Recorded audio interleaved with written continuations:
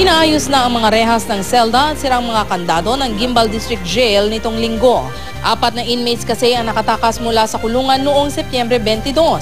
Ayon sa investigasyon, maaaring nabuksan ng mga bilanggo ang kandado.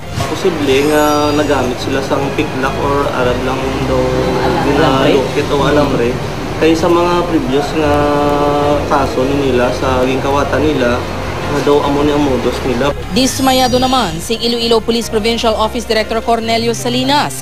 Ayon sa kanya, maaaring humarap sa kasong administratibo ang mga pulis kung mapatunayang nagpabaya sila sa trabaho. Investigating team dito to determine kung sinong culpable sa pagpalagyos ang priso as far as Guimbal Municipal Police Station personnel is concerned.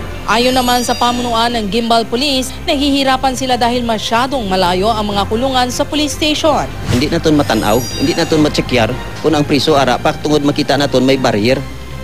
Maliko ka pa to sa piyak, malakat ka pa mga 30 metros, kag dito yan na sitwe na locate ang amon nga nga lock up. So supposed to be ang ideal tani sinada.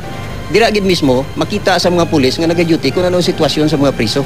Ayon sa isa sa mga pugante, hindi na raw nila matiis ang sitwasyon sa loob ng selda kaya sila tumakas.